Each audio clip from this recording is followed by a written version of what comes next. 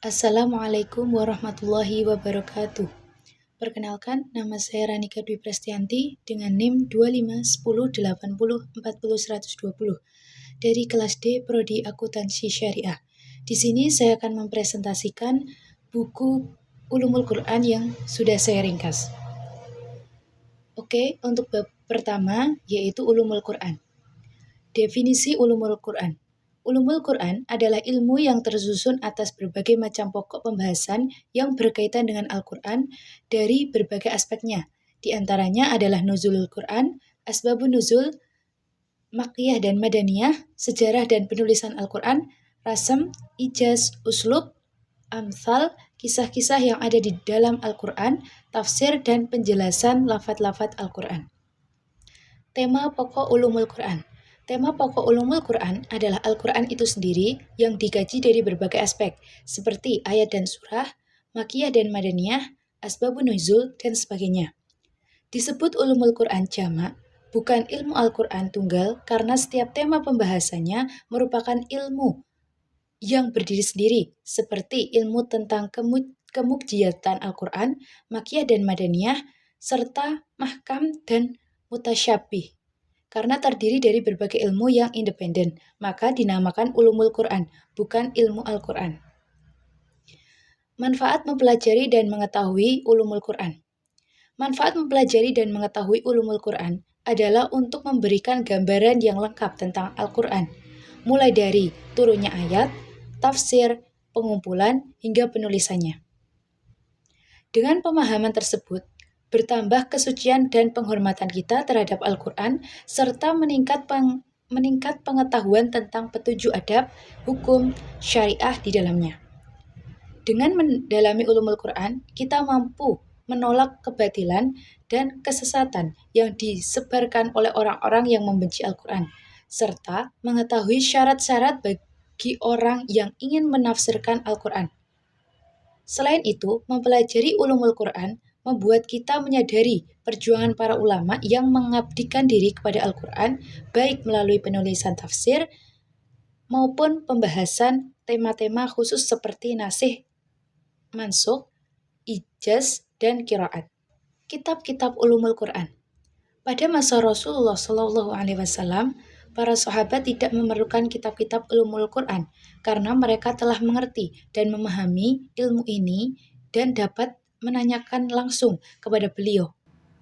Pada abad kedua dan ketiga, Yazid bin As-Sulami, Syu'ban bin Al-Hajjaj, Waqi' bin Al-Jarrah, dan Muhammad bin Jarir At-Tabiri menulis kitab tafsir. Ali bin Al-Madini menulis kitab tentang asbabun nuzul. Abu Ubaid Al-Qasim bin Salam menulis kitab tentang nasikh, mansukh, dan qiraat. Ibnu Qutaibah menulis tentang mushkil Al-Quran. Pada abad keempat Hijriah, Muhammad bin Khalaf bin Marzuban menulis kitab yang berjudul Al-Hawi fi Ulum Al-Quran. Abu Bakar Muhammad bin Al-Qasim Al-Anbari menulis kitab tentang Ulumul Quran. Abu Bakar Ash-Shijitani menulis kitab tentang Gharib Al-Quran. Pada abad-abad selanjutnya, Abu Bakar Al-Baqilani menulis kitab tentang ijaz Al-Quran. Ali bin Ibrahim bin Sya'id Al-Hufi menulis kitab I'rab Al-Quran. Al-Izzu bin Abdussalam menulis kitab Majaz Al-Quran. Al-Imam bin Al-Qayyim menulis kitab Aqsam Al-Quran. Kitab-kitab yang bersifat komprehensif. Al-Imam Badru ad-Din Az-Zarkashi menyusun kitab Al-Burhan fi Ulum Al-Quran. Al-Imam Jalal ad-Din Asy-Syuyuti menulis kitab Al-Itqan fi Ulum Al-Quran. Kitab-kitab kontemporer. Ijaz Al-Quran oleh Mustafa Shadiq Ar-Rafi'i, Terjemah Ma'ani Al-Quran oleh Syekh Muhammad Mustafa Al-Maraghi, Manhaj Al-Furqan fi Ulum Al-Quran oleh Syekh Muhammad Ali Salamah, Al-Bayan fi Mabahits min Ulum Al-Quran oleh Syekh Abdul Wahab Abdul Majid Ghazalan, Manahil Irfan fi Ulum Al-Quran oleh Syekh Muhammad Abdul Azim Az-Zarqani. Bab yang ketiga yaitu definisi, nama, dan tujuan diturunkannya Al-Quran. Definisi Al-Quran. Secara etimologi, Al-Quran berasal dari kata qara'a yang berarti membaca. Maknanya adalah bacaan atau yang dibaca. Secara terminologi, Al-Quran ialah firman Allah Subhanahu wa Ta'ala yang mukjiz diturunkan kepada Rasulullah Shallallahu Alaihi Wasallam, tertulis dalam mushaf, disampaikan secara mutawatir, dan membacanya dinilai ibadah. Selanjutnya adalah nama-nama Al-Quran. Selain memiliki nama Al-Quran, wahyu yang diterima oleh Rasulullah Shallallahu Alaihi Wasallam ini juga memiliki nama-nama lain, yaitu Al-Furqan, pembeda antara yang benar dan yang salah. Al-Kitab, kitab yang diturunkan tanpa kebengkokan. Az-Zikir, peringatan yang penuh berkah. At-Tanzil, wahyu yang diturunkan dari Tuhan semesta alam. Selanjutnya adalah tujuan diturunkannya Al-Quran. Tujuan utama diturunkannya Al-Quran adalah memberikan petunjuk kepada manusia agar tercapai kebahagiaan dunia dan akhirat. Yang pertama, petunjuk yang universal. Al-Quran bersifat menyeluruh atau universal karena ditujukan kepada seluruh manusia dan jin di setiap masa dan tempat. Allah memerintahkan Rasulullah SAW untuk menyampaikan Al-Quran kepada semua umat sebagaimana firman-Nya dalam surat Al-An'am ayat 19 bahwa Al-Quran diwahyukan agar menjadi peringatan bagi siapapun yang sampai kepadanya. Yang kedua, petunjuk yang sempurna. Petunjuk Al-Quran dikatakan sempurna karena mencakup seluruh aspek kehidupan, yaitu akidah, akhlak, ibadah, muamalah, dan keseimbangan antara dunia dan akhirat. Yang ketiga, petunjuk yang jelas. Petunjuk Al-Quran dikatakan jelas karena menggambarkan berbagai topik dan persoalan dengan tampilan yang luar biasa. Di dalamnya terdapat kisah, perumpamaan, syariat, akidah, dan akhlak yang mencakup seluruh urusan agama dan dunia dengan bahasa yang fasih dan indah. Untuk bab yang keempat, yaitu ayat dan surat Al-Quran. Ayat Al-Quran. Secara etimologi, lafadz ayat memiliki beberapa arti, yaitu mukjizat, tanda, pelajaran, dan nasihat. Sesuatu yang menakjubkan, bukti kekuasaan Allah. Serta istilah ayat adalah sekumpulan huruf atau kata yang memiliki awalan dan akhiran serta tersusun dalam surat-surat Al-Quran. Urutan ayat dalam Al-Quran bersifat tauqifi, ditetapkan oleh Rasulullah SAW berdasarkan petunjuk Jibril alaihissalam, bukan hasil ijtihad. Manfaat memahami ayat Al-Quran adalah mengetahui keindahan dalam berhenti pada setiap ayat saat membaca. Selanjutnya adalah surat Al-Quran. Secara istilah, surat berarti sekumpulan ayat Al-Quran yang memiliki awalan dan akhiran. Al-Quran terdiri dari 114 surat yang terbagi menjadi 4 bagian. Yang pertama, At-Tiwal, atau surat-surat panjang. Jumlah surat ini ada 7, yakni surat Al-Baqarah, Al-Imran, An-Nisa, Al-Ma'idah, Al-An'am, Al-A'raf, dan At-Taubah. Yang kedua, Al-Mi'un, surat yang jumlah ayatnya lebih dari 100 ayat, misalnya surat An-Nahl dan surat Yusuf. Yang ketiga ada Al-Matsani, surat yang jumlah ayatnya kurang dari 100 ayat, misalnya surat Al-Hajj dan surat Al-Furqan. Yang keempat, Al-Mufassal, surat-surat pendek di akhir Al-Quran, misalnya surat Al-Jumu'ah, Al-Haqqah, dan Ad-Duha. Fungsi pembagian surat ini adalah yang pertama, memudahkan menghafal dan mempelajari Al-Quran. Yang kedua, menunjukkan pokok pembicaraan dalam setiap surat. Dan yang ketiga adalah menegaskan bahwa kemukjizatan Al-Quran tidak bergantung pada panjang suratnya. Oke, untuk bab yang kelima adalah ayat Al-Quran yang pertama dan terakhir diturunkan. Sumber untuk mengetahui ayat pertama dan terakhir diturunkan adalah para sahabat Rasulullah SAW. Manfaat mengetahuinya ialah untuk membedakan antara ayat nasikh dan mansukh. Mengetahui sejarah penetapan hukum Islam, serta memahami tahapan dakwah dan pengorbanan para sahabat dalam menjaga Al-Quran. Ayat yang pertama diturunkan adalah surat Al-Alaq. Ayat terakhir yang diturunkan adalah surat Al-Baqarah ayat 281. Ayat tersebut diterima 7 hari sebelum Rasulullah SAW wafat. Adapun pendapat yang menyatakan bahwa surat terakhir adalah surat Al-Maidah ayat 3, merupakan pendapat yang kurang tepat karena ayat itu turun pada Haji Wada 2 bulan sebelum wafatnya beliau. Selanjutnya adalah bab ke-6, tentang Makkiyah dan Madaniyah. Makkiyah adalah ayat yang turun sebelum hijrah walaupun tidak di Mekah. Madaniyah adalah ayat yang turun sesudah hijrah meskipun tidak di Madinah. Cara mengetahui Makkiyah dan Madaniyah adalah melalui keterangan sahabat, karena mereka menyaksikan langsung turunnya ayat. Ciri-ciri surat Makkiyah. Yang pertama adalah terdapat lafadz kalla. Lafadz ini terulang sebanyak 33 kali pada bagian setengah akhir Al-Quran.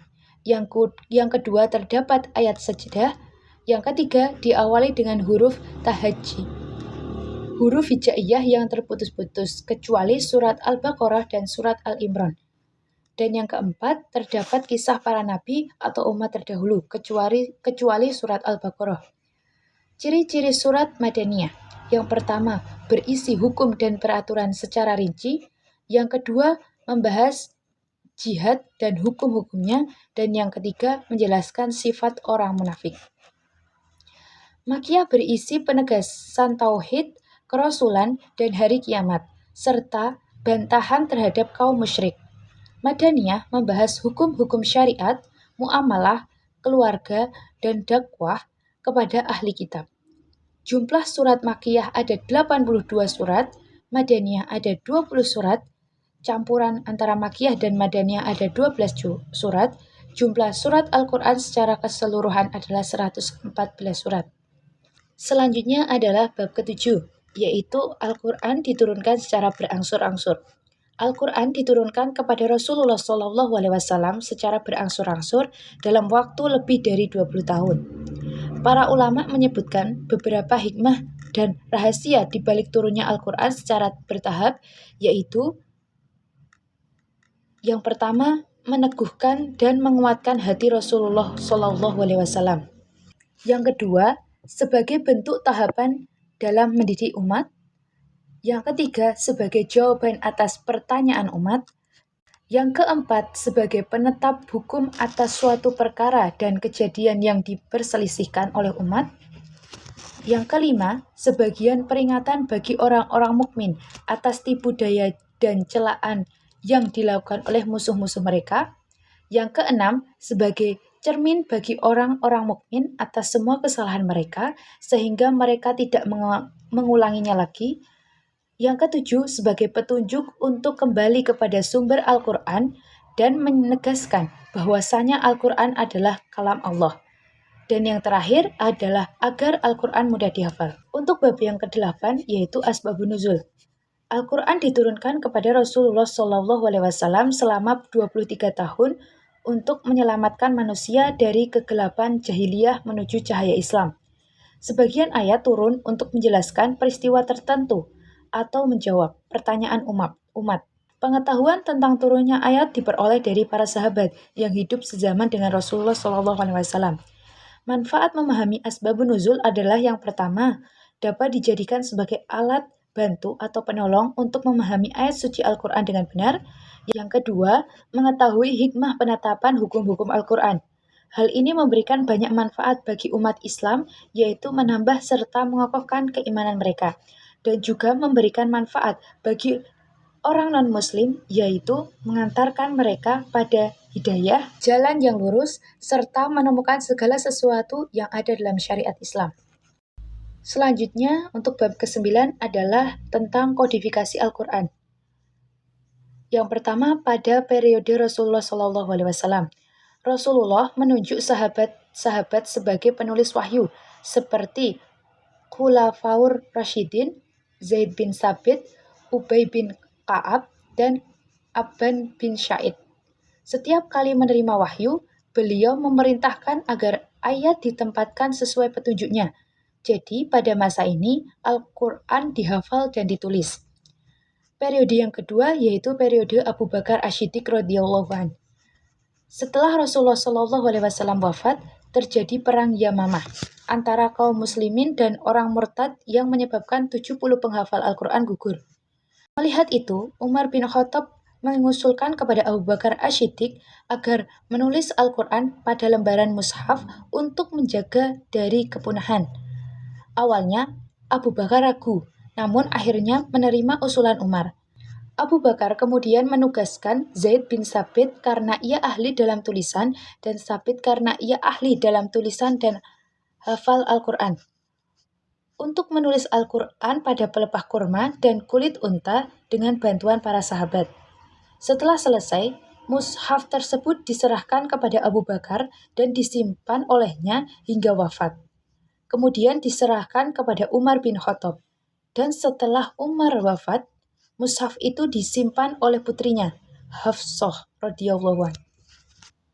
Pada masa Khalifah Utsman bin Affan, Islam meluas ke berbagai wilayah dan terjadi perbedaan bacaan Al-Quran karena perbedaan gaya bahasa. Hal ini menimbulkan perselisihan antara umat Islam.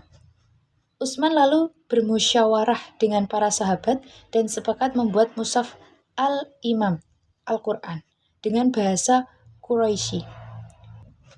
Penulisan diserahkan kepada Zaid bin Sabit dan beberapa sahabat terpercaya, dengan acuan mushaf Abu Bakar yang disimpan oleh Hafsah. Setelah selesai, Utsman menggandakan mushaf dan mengirimnya ke berbagai wilayah, serta memerintahkan agar umat membaca sesuai mushaf tersebut. Untuk bab yang ke-10 adalah faktor-faktor penting yang mendukung para sahabat untuk menghafal Al-Quran. Beberapa faktor yang mendukung mereka dalam menjaga dan menghafal Al-Quran antara lain, yang pertama adalah teladan Rasulullah SAW. Beliau sangat gigih menjaga Al-Quran, memberi semangat bagi para sahabat untuk meneladaninya. Yang kedua, kecintaan terhadap Al-Quran. Para sahabat sangat mencintai Al-Quran dan lebih fokus mempelajarinya daripada ilmu lain karena keindahan dan hikmah yang terkandung di dalamnya. Yang ketiga, ada daya ingat yang kuat. Sebagian besar sahabat adalah orang yang umi, sehingga mereka mengandalkan hafalan dan memiliki ingatan yang tajam. Yang keempat, motivasi dari Rasulullah SAW. Beliau menjanjikan pahala besar bagi penghafal Al-Quran, syafaat di hari kiamat, dan derajat yang tinggi. Yang kelima, Al-Quran turun berangsur-angsur. Hal ini memudahkan para sahabat untuk menghafal dan langsung mengajarkannya kepada yang lain. Bab yang ke-11 adalah adab membaca Al-Quran. Membaca Al-Quran mempunyai adab yang disunahkan untuk dilakukan oleh umat Islam. Di antaranya ialah yang pertama, berwudu terlebih dahulu, karena membaca Al-Quran adalah amalan mulia yang mendekatkan diri kepada Allah. Yang kedua adalah membaca di tempat yang suci dan bersih, untuk menghormati Al-Quran sebagai kalam Allah. Yang ketiga yaitu membaca dengan khusyuk dan tenang, karena yang dibaca adalah firman Allah. Yang keempat, memulai dengan ta'awudz dan basmalah. Yang kelima, membaca dengan tartil dan perlahan sesuai dengan hukum tajwid.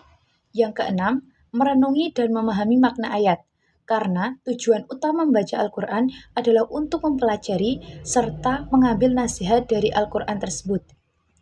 Yang ketujuh, mengambil pelajaran saat membaca ayat-ayat tentang janji dan ancaman Allah. Yang kedelapan, memperindah suara saat membaca tanpa keluar dari kaidah tajwid. Untuk bab yang ke-12 adalah tafsir Al-Quran. Secara umum, tafsir terbagi menjadi dua, yaitu tafsir bi al-Ma'sur dan tafsir bi ar-Rayyi. Tafsir bi al-Ma'sur adalah tafsir yang bersumber dari Al-Quran, hadis, dan atsar sahabat. Tafsir bi ar-Rayyi adalah tafsir berdasarkan ijtihad atau pendapat para ulama salaf. Bab yang ke-13 adalah aspek-aspek penetapan hukum dalam Al-Quran. Dalam hal penetapan hukum, Al-Quran mencakup berbagai bidang kehidupan manusia, yaitu yang pertama, hukum yang terkait dengan keadaan setiap individu. Menjelaskan tentang hukum-hukum keluarga, mulai dari rumah tangga, talak, hitbah, menyusui anak, serta kewajiban dan hak seorang ayah terhadap anaknya ataupun sebaliknya. Yang kedua adalah hukum yang terkait dengan hukum-hukum perdata. Di antaranya ialah hukum yang mengatur hubungan antar individu, mulai dari jual beli, wakalah, gadai, dan asuransi. Yang ketiga, hukum yang terkait dengan hukum-hukum pidana. Hukum yang tampak akibat dari adanya kejahatan dan konsekuensi yang harus diterima. Hal ini bertujuan untuk menjaga keberlangsungan hidup manusia, harta, benda, jiwa, serta hak-hak mereka. Yang keempat, ada penetapan hukum yang terkait dengan hukum-hukum peradilan, seperti hakim, saksi, dan sumpah, sehingga terwujudlah keadilan bagi semua orang. Yang kelima, hukum yang terkait dengan hukum-hukum perundang-undangan, peraturan pemerintah, dan dasar-dasarnya.